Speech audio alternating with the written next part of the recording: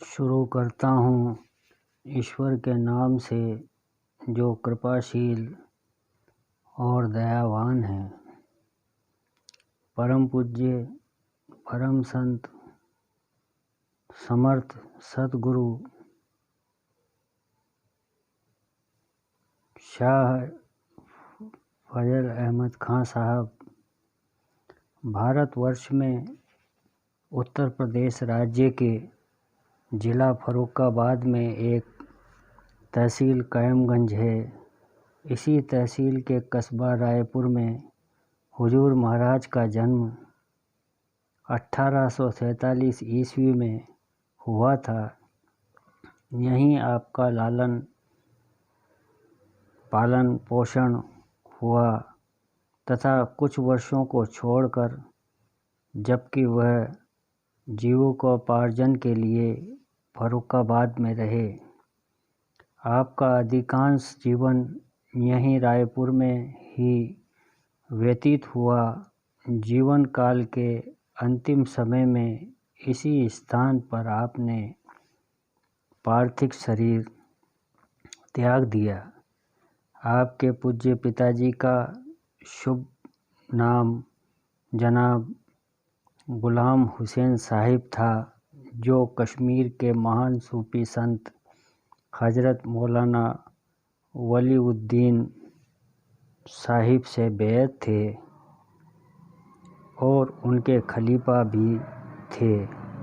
वह फ़ौज में निशान बरदार के पद पर कार्यरत थे। हुजूर महाराज की पूज्य माताजी हज़रत मौलाना शाह नक्शबंदी मुजद्दिदी रहम से बैत थी। हज़रत मौलाना शाह साहिब जो मौलाना अब्दुल हसन नसीराबादी रहम के मुरीद व खलीफा थे। बड़ी मोहब्बत से पूज्य माताजी के कल्ब यानी हृदय की तरफ तवज्जो देते थे और उनके विषय में फरमाते थे कि मेरी बेटी मसीयते एजदी तब्दील कर देती है, यानी वह ईश्वर की इच्छा और उसका विधान भी बदलने की क्षमता रखती है। विश्व के विभिन्न धर्मों में ऐसी घटनाएं सुनने और देखने को मिलती है, जहां ईश्वर अपने परम भक्तों की फरियाद, विनती और आग्रह को स्वीकार करने के लिए वह अपना देवी विधान भी बदल देता है। इसी संदर्भ में हुजूर महाराज की पूज्य माताजी की परम भक्ति और ईश्वर प्रेम के विषय में एक भजन की निम्नांकित पंक्तियाँ याद आती हैं। प्रबल प्रेम के पाले पड़कर प्रभु को नियम बदलते देखा, उनका मान घटे घट जाए, जन का मान न टलते देखा। पूज्य माताजी इतना दर्जे की नेक, पारसा यानी संयमी और सीधी थीं। उनके स्वभाव में अपने पराये की भावना छू तक नहीं गई थी और वसुदेव कुटुंबकम यानी सारा विश्व ही कुटुंब के समान है, इस सिद्धांत को उन्होंने अपने जीवन में पूर्ण रूप से उतार लिया था। उनके स्वभाव के इस अलौकिक गुण की प्रशंसा करते हुए हुजूर महाराज के गुरु भाई हज़रत मौलाना हाजी अब्दुल गनी खां साहिब अपनी एक घटना सुनाया करते थे। एक दिन हुजूर महाराज के छोटे भाई हज़रत मौलवी विलायत हुसैन खां साहब और हज़रत मौलाना हाजी अब्दुल गनी खां साहब दोनों परीक्षा में सम्मिलित होने के लिए जाने लगे। दोनों ने अलग अलग पूज्य माताजी से अर्ज किया, माई मेरे लिए दुआ कीजिएगा। उन्होंने फरमाया, अच्छा, इंशाअल्लाह मैं दुआ करूँगी। जब दोनों परीक्षा देकर वापस आए तो पहले जनाब हाजी अब्दुल गनी खां साहब ने दरियाफ्त किया, भाई क्या आपने मेरे लिए दुआ की थी?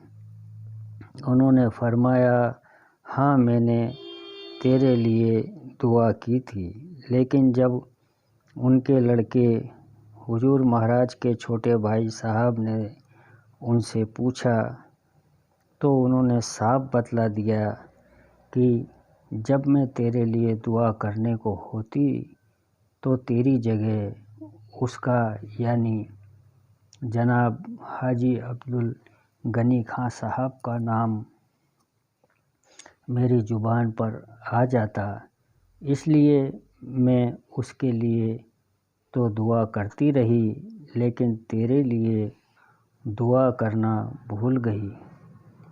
यह थी उनके प्रेम की व्यापकता कि अपने सगे लड़के के लिए दुआ करना भूल गई, लेकिन जनाब हाजी अब्दुल गनी खां साहब के लिए बराबर दुआ करती रही, जिनको वह अपने सगे लड़के से ज़्यादा प्यार करती थी। परम पूज्य परम संत समर्थ सतगुरु हुजूर महाराज के गुरु महाराज हजरत खलीफा अहमद अली खां साहब रहम कायमगंज ज़िला फ़र्रुखाबाद उत्तर प्रदेश में एक महान सूफी संत हजरत खलीफा अहमद अली खां साहब मुर्शिदाबादी कायमगंजी रहम निवास करते थे। कायमगंज को पुराने समय में मुर्शिदाबाद कहते थे, इसलिए जनाब खलीफा जी साहब के नाम के आगे मुर्शिदाबादी भी लिखा जाता है। जनाब खलीफा जी साहब के पास जो लड़के पढ़ने आते थे उनमें हुजूर महाराज भी थे, जो बहुत तीव्र बुद्धि के तथा आज्ञाकारी बालक थे। जनाब खलीफा जी साहब के परिवार में केवल उनकी धर्मपत्नी और उनका एक लड़का जिसका नाम अब्दुल्ला था। यह लड़का 15-16 वर्ष की आयु में अचानक उसकी मृत्यु हो गई। इस विरह से सबको बहुत दुख हुआ, विशेष रूप से लड़के की माँ को। वह दिन रात उनकी याद में रोया करती थी।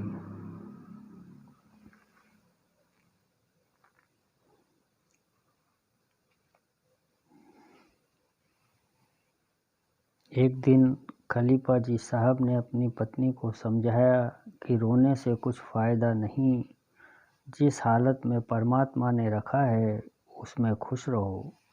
वह बोली, मैं बहुत कोशिश करती हूँ मगर सब्र नहीं आता, बराबर उसकी याद आकर रुलाती है। उन्होंने कहा, तुम फजलू यानी हुजूर महाराज को ही अपना बेटा क्यों नहीं समझ लेती? बस जनाब खलीफा जी साहब की ये बात सुनते ही उनकी धर्मपत्नी के दिल की कुछ ऐसी कैफियत हो गई कि वह उसी दिन से हुजूर महाराज को अपना बेटा मानने लगी और हुजूर महाराज भी उनको अपनी सगी माँ मानने लगे।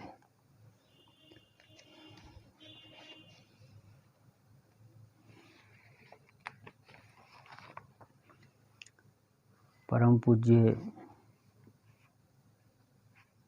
परम संत समर्थ सदगुरु हुजूर महाराज साहब की शिक्षा और जीवों का पार्जन। हुजूर महाराज ने मिडिल स्कूल प्रथम श्रेणी में उत्तीर्ण की। इसके पश्चात नॉर्मल ट्रेनिंग में प्रवेश लिया। वहाँ की परीक्षा भी प्रथम श्रेणी में उत्तीर्ण की। उन्होंने अरबी और फ़ारसी की तालीम हज़रत जनाब खलीफा जी साहब से हासिल की, जो उनके पूज्य गुरुदेव भी थे। उस ज़माने में नॉर्मल ट्रेनिंग करने के बाद फ़ौरन ही डिस्ट्रिक्ट बोर्ड के स्कूलों में अध्यापक पर नियुक्ति हो जाती थी, परंतु हुजूर महाराज ने इस ख्याल से कि उन्हें अपने पूज्य गुरुदेव हज़रत जनाब खलीफा जी साहब की सेवा से वंचित होना पड़ेगा, डिस्ट्रिक्ट बोर्ड के स्कूलों में अध्यापक पद पर जाना स्वीकार नहीं किया और आजीवन अपने पूज्य गुरुदेव के निकट संपर्क में रहते हुए उनकी सेवा करने लगे। हुजूर महाराज खाली समय में मोहल्ले के तथा कस्बे के लड़कों को उर्दू फ़ारसी की शिक्षा देते थे। उनमें अधिकांश लड़के तो गरीब परिवार के होते थे, अतः हुजूर महाराज उन्हें बड़े प्रेम से निःशुल्क शिक्षा देते थे। केवल कुछ अच्छे परिवारों के लड़के जो कुछ भी श्रद्धापूर्वक पारिश्रमिक के रूप में हुजूर महाराज को दे देते थे, उसे वह सहज स्वीकार कर लेते और उसी में अपनी गुजर बसर करते थे। आपने फरमाया, एक बार मैं बेकार हो गया था और 10वीं तारीख माह दिसंबर की थी। आपने हज़रत खलीफा जी साहब ने मुझसे दरियाफ्त किया कि किस कदर तनख्वाह में, कितने वेतन में तुम्हारी गुजर हो जाएगी। मैंने अर्ज किया कि हज़रत 5 रुपया माहवारी अलावा खुराक के वास्ते दुआ कीजिएगा। हज़रत खलीफा जी साहब ने जरा से विचार के बाद फरमाया कि तुम 1 दिसंबर से इस तनख्वाह पर नौकर हो गए। यह सुनकर मुझे यकीन न हुआ। फिर हज़रत खलीफा जी साहब ने फरमाया कि तुझे ये बात झूठी मालूम हुई। मैंने अर्ज किया कि हज़रत सच होगी, मगर 10वीं तारीख तक मुझे खबर न हो, ये कैसी बात है। उस वक्त हज़रत खलीफा जी साहब ने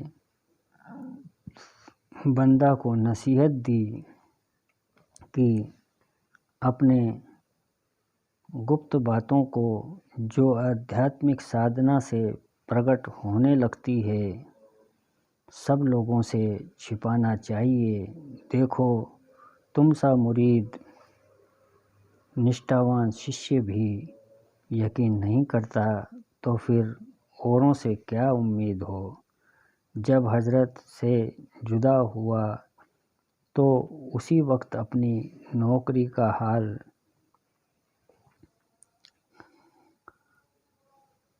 मालूम हो गया।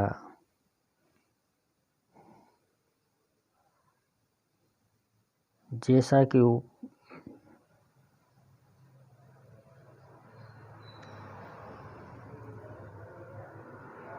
हुजूर महाराज खाली समय में मोहल्ले के तथा कस्बे के लड़कों को उर्दू फ़ारसी की शिक्षा प्रदान करते थे।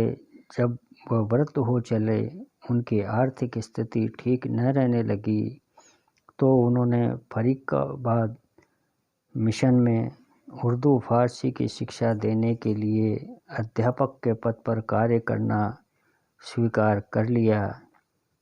फर्रुखाबाद में हुजूर महाराज ने मुफ्ती साहब मदरसे के नज़दीक रहने के लिए एक कोठरी ले रखी थी, जहाँ भी वह फुर्सत के समय मदरसे के लड़कों को उर्दू फारसी अरबी की तालीम देते थे।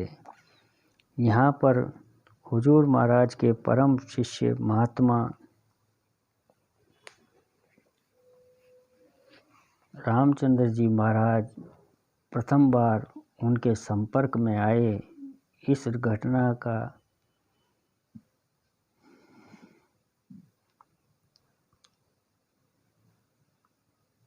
को महात्मा रामचंद्र जी महाराज के साथ धीरे धीरे कई हिंदू सत्संगी भाई हुजूर महाराज की सेवा में उपस्थित होकर उनसे रूहानियत की तालीम ग्रहण करने लगे। फर्रुखाबाद के कुछ रूढ़िवादी और कट्टरपंथी मुसलमानों को हुजूर महाराज का ये उदार दृष्टिकोण पसंद न आया, अतः उन लोगों ने हुजूर महाराज को विभिन्न प्रकार से परेशान करना आरंभ कर दिया। एक दिन रात्रि के समय हुजूर महाराज के दिल में यह ख्याल पैदा हुआ कि अब ईश्वर की मर्जी है कि यह स्थान त्याग दिया जाए। अतः उन्होंने उसी समय अल्लाह अकबर का एक तेज नारा लगाया और अपने स्थान रायपुर को प्रस्थान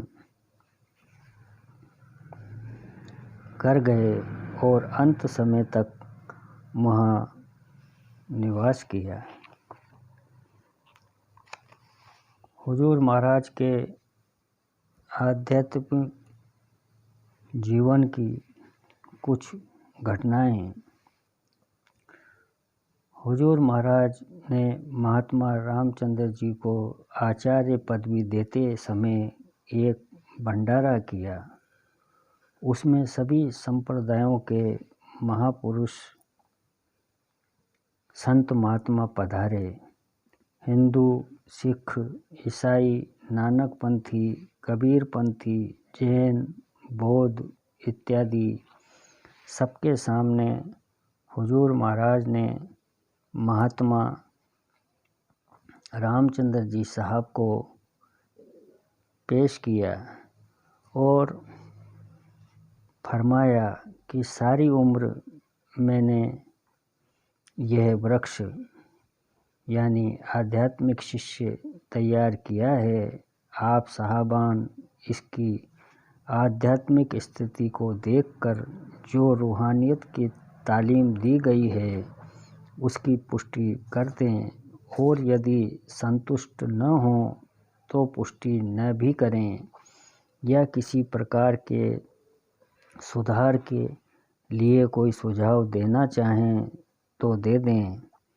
सब लोग ध्यान में बैठ गए। परम पूज्य हुजूर महाराज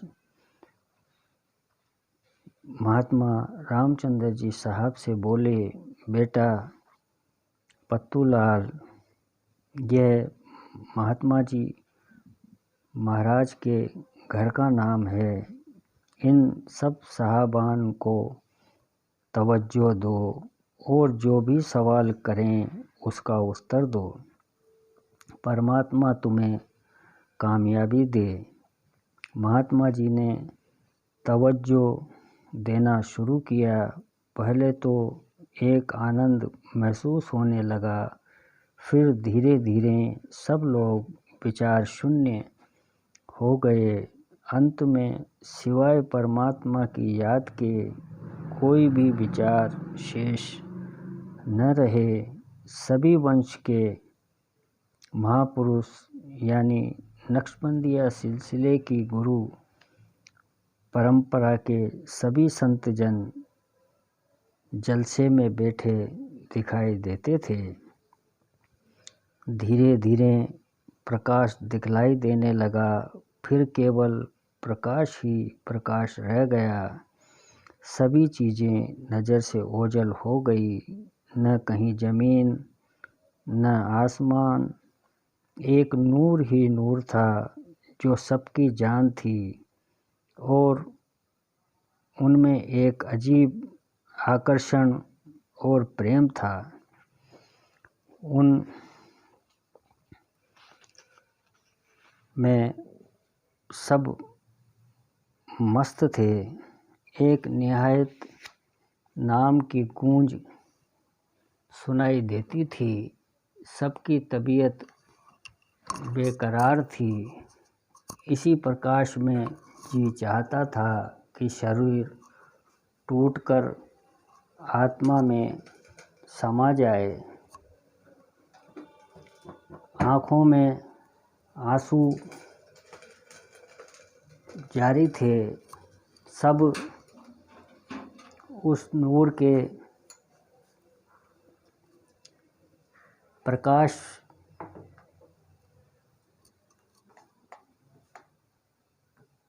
के प्रेम में द्रवित हो गए। थोड़ी देर में हालात बदली। प्रकाश धीरे धीरे नज़र से ओझल होने लगा। होश भी था और बेहोशी भी थी।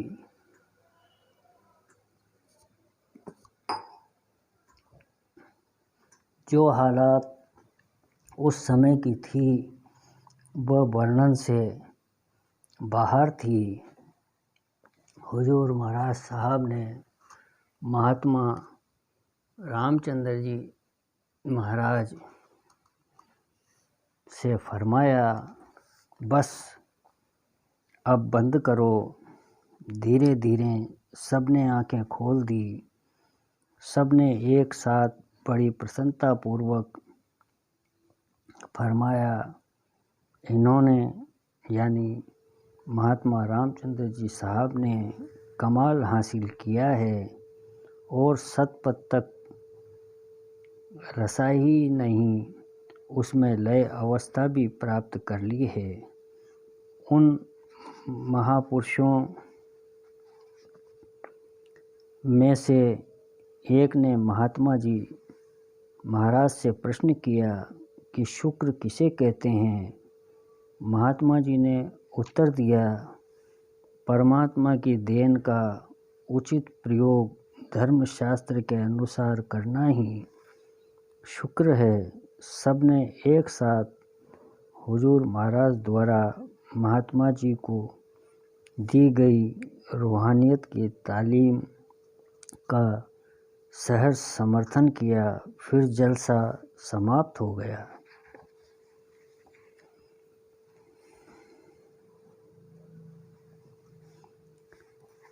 महात्मा जी महाराज ने एक बार फरमाया, हमारे सतगुरुदेव यानी समर्थ सतगुरु परम पूज्य हुजूर महाराज साहब का ये हाल था कि वह चलते फिरते जिनसे भी दुआ सलाम का अवसर मिलता था, अपनी आत्मिक तवज्जो उन सभी पर डाल दिया करते थे और फरमाते थे, अमा इसमें मेरा क्या जाता है। उस शख्स में संस्कार पड़ जाता है, कभी न कभी कहीं न कहीं तो उभरेगा, वह काम आएगा।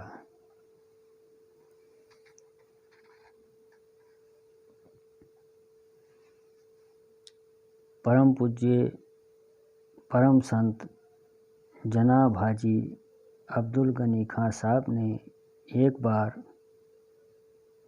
की घटना बतलाते हुए फरमाया, जहां हम 3 शख्स खड़े होकर नमाज पढ़ते थे, वहां पर हुजूर महाराज ने देखकर कहा कि यह तो तुम्हारी जगह है, और यह उन दोनों साहबान की है। आपने अलग अलग नाम लेकर बता दिया। मैंने अर्ज किया कि जनाब, आपको यह किस तरह पता लगा? आपने फरमाया कि मियाँ, इसके जान लेने में कौन सी ऐसी बात है, जबकि इत्र फरोश बता देता है कि यह फलां इत्र है। आपने एक शेर पढ़ा जिसका मतलब ये था कि किसी ने मिट्टी से पूछा कि तू बड़ी खुशबूदार है, तो उसने कहा, मैं तो वही मिट्टी हूँ, मगर बहुत खुशबूदार है, जिसकी सोबत में मैं रही हूँ। यह उसकी तारीफ़ है, न कि मेरी। इसी तरह पर तिल्ली जिसमें बसाई जाती है, उसी की खुशबू आने लगती है।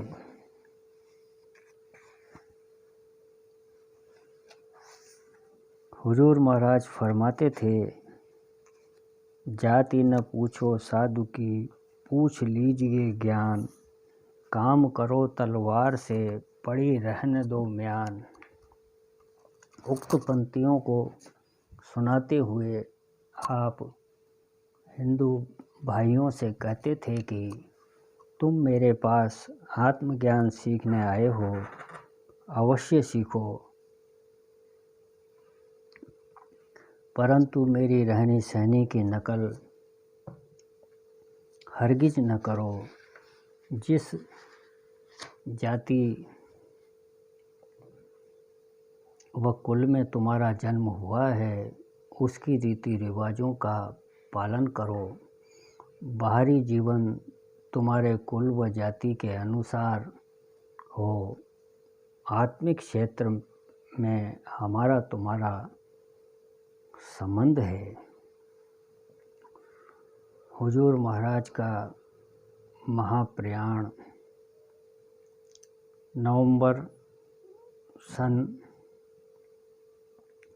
1907 ईस्वी में हुजूर महाराज का स्वास्थ्य अत्यंत चिंताजनक हो गया था।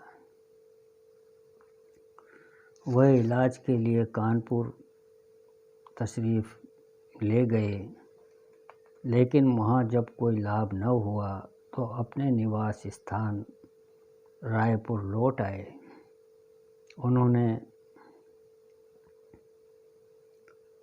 उनको दस्त आने लगे और सर में चक्कर आते थे। उनका स्वास्थ्य दिन प्रतिदिन गिरता गया। संसार में महापुरुषों का महाप्रयाण भी कितना महान होता है, इस तथ्य की पुष्टि में हुजूर महाराज के महाप्रयाण से संबंधित निम्नांकित कुछ घटनाओं का वर्णन किया जा रहा है। एक बार पूज्य चचा जी महाराज ने कानपुर में सत्संगी भाइयों से फरमाया था कि हुजूर महाराज ने शरीर त्यागने के एक दिन पूर्व मुझे तवज्जो दी थी। इस पर उनके एक सत्संगी भाई ने पूज्य चचा जी महाराज से निवेदन किया कि चचा सुनते हैं कि उस वक्त तो उनकी हालत बहुत नाजुक और चिंताजनक हो गई थी, फिर क्या ऐसे वक्त में उनमें यह सामर्थ्य थी कि वह तवज्जो दे सकते थे। इस पर पूज्य चचा जी महाराज ने फरमाया कि उनमें कुव्वत कब नहीं थी, उनमें यह रूहानी ताकत थी कि वह सख्त दर्द व तकलीफ़ को ठहरा सकते थे, यानी कुछ समय के लिए रोक सकते थे, और उस बेहद कमज़ोरी की हालत में भी कठिन काम कर सकते थे। हुजूर महाराज की हालत 30 नवंबर सन 1907 ईस्वी को अचानक बिगड़ गई और बचने की कोई उम्मीद न रही।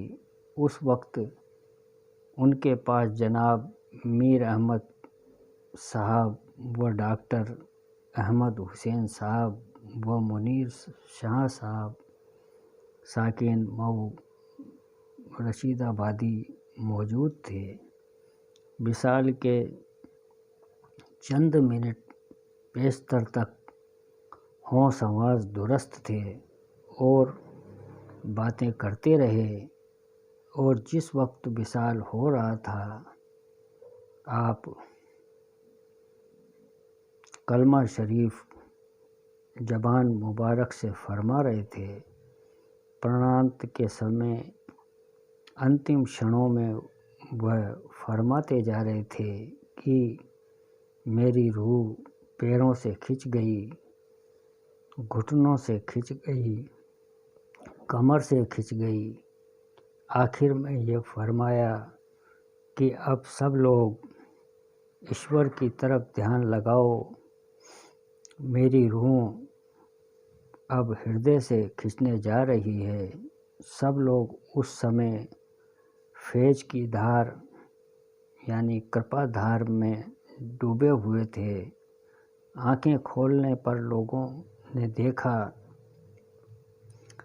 कि हुजूर महाराज की आत्मा पार्थिव शरीर को त्याग कर उस परम सत्ता में लीन हो चुकी थी।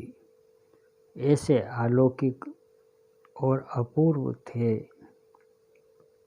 हुजूर महाराज के महाप्रयाण के अंतिम क्षण।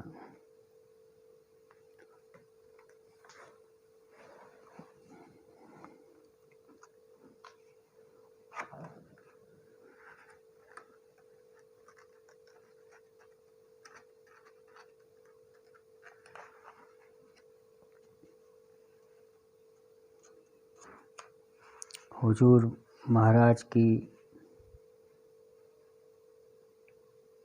समाधि शरीफ रायपुर के पश्चिम की तरफ ईदगाह में दक्षिण मीनार की तरफ है।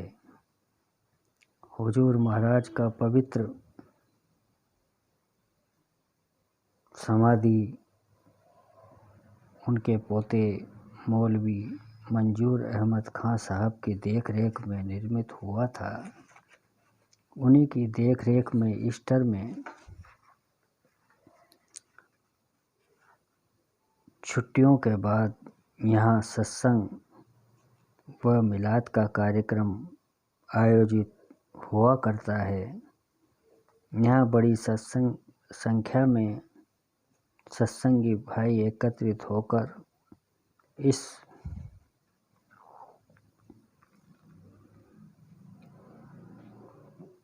पुरनूर समाधि से फैज़याब हुआ करते हैं।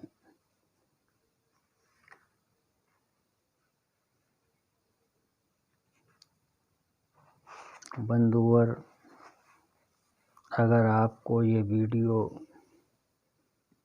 और जानकारी अच्छी लगी हो तो हमारे चैनल हमारे गुरु भगवान संत थानेदार को लाइक व सब्सक्राइब करने की कृपा करें। भूल से यदि कोई गलती हो गई हो तो क्षमा करें।